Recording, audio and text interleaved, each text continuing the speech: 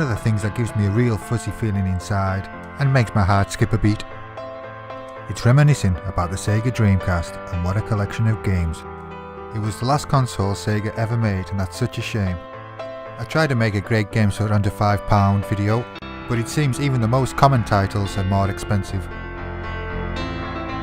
What? That's now more expensive than I remember. Are you taking the p***?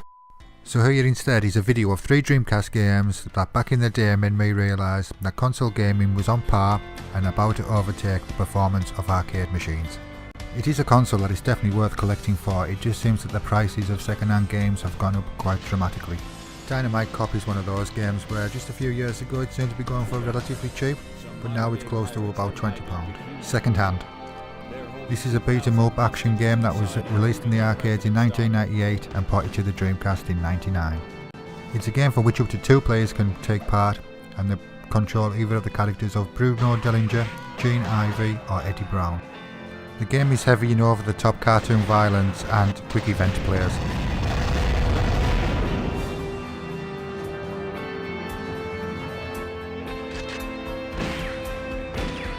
In the game you will need to rely on your kicks and your punches, but there are also various types of weapons to pick up throughout the levels.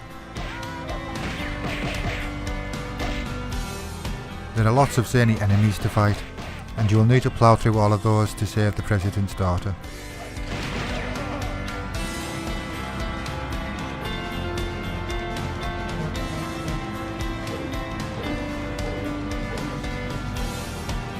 As well as the main boss that you need to fight at the end of the game, there are also what I would call mini bosses, like this crazy chef called Alexander who throws exploding vegetables.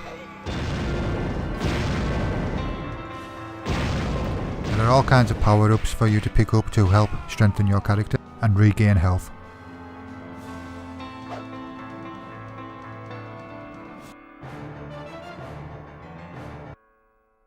The game is just wacky arcade fun, and you can't help but play this game with a smile on your face.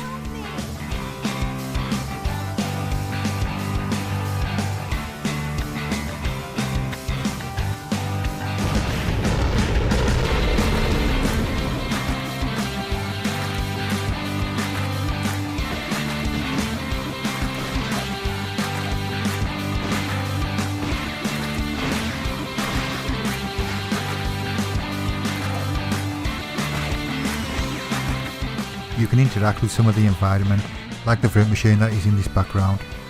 I am not sure if you win anything if you hit a line. Maybe somebody can tell me.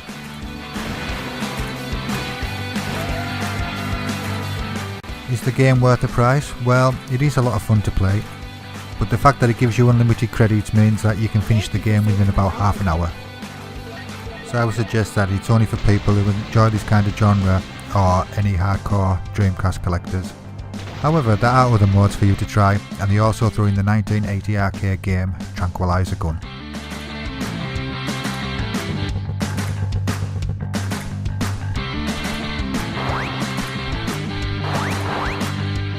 A popular Dreamcast release was Crazy Taxi. It was released in the arcades in 1999 and ported to the Dreamcast in 2000.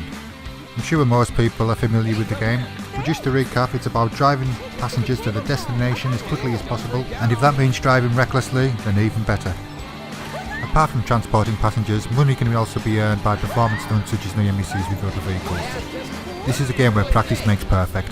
To perform well, you will need to learn the layout of the city and learning its shortcuts, which unfortunately when capturing this gameplay video, I couldn't remember any of those. It's been such a long time. This was a favourite of mine back in the day to play in short bursts. It was a game that you didn't have to think much about, it was just all pure instinct. But learning the layout of the city and all the crazy moves was a must if you wanted to improve. Okay, here we go. Go that way! Yeah, I got it. Don't get so angry. Hey, how long does it take? Time's up. Look at the time! Alright, it's time to check out how you did today. Now let's take a look. Last new license. I can't believe it. The Dreamcast version features lots of logos of businesses and franchises, which I believe in other consoles they lost the license for that. Hey, ready? Go! Aside from the original mode and arcade mode, there are also challenges for you to take, where you will need to learn all the crazy moves. Cool, you did it. Now you ready? To get the full experience of this game, you need to use the original soundtrack, including Offspring and Bad Religion, so I will sing it to you instead. Ra ra ra ra ra. No, that's enough of that. There are also options to play with an extended time period, so you can get more chance to explore the city. This is a great way to learn and navigate the game. Oh man, what's up with that? This ain't my Suck. thing. Look at the time. Yeah. The reception of this game is kind of mixed, and it seems a bit Marmite, where some critics give it really high scores and others mediocre. But to me this is an arcade classic, not only on the Dreamcast but just in general gameplay alone. Right on. I personally think this is a classic and a very addictive game, and if you haven't tried it already, then I think you need to. Soulcalibur is one of the Dreamcast's poster children. It is one of those rare games which surpasses the original arcade version. This is a fantastic weapon-based 3D fighting game. It was developed by Project Soul and produced by Namco. It was originally released in the arcades in 1998 and ported to the Dreamcast in 1999. Not only is Soulcalibur considered to be one of the best Dreamcast games, it is also considered to be one of the best games of all time. This port has many additions that were not included in the arcade original, like this mission battle option, which helps you master the techniques in the game, and also earn points to unlock various items. Unlike previous 3D fighters which had only limited movement along the third axis with sidesteps and rolls, Soulcalibur featured an 8-way run, which by simply holding down a joystick direction causes the character to run, giving the player a sense of freedom and deepening the strategy of the game.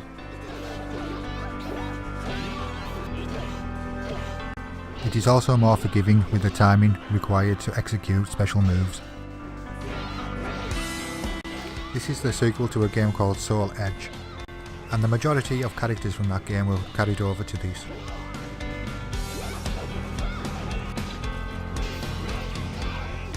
There are a few reasons why this is deemed to be better than the arcade original.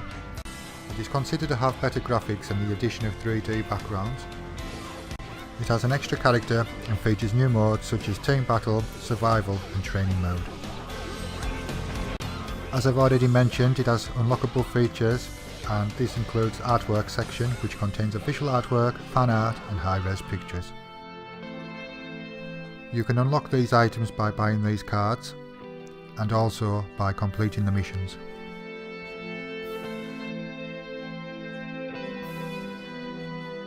Although this has been ported to many systems since, including Xbox Live and iOS, neither of these will surpass the Dreamcast version in my eyes.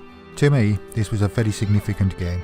It represented the new dawn of home video gaming and the exciting possibilities that lay ahead. Overall, this is a great game that is still worth playing today. And these are 3 examples of why I love the Dreamcast.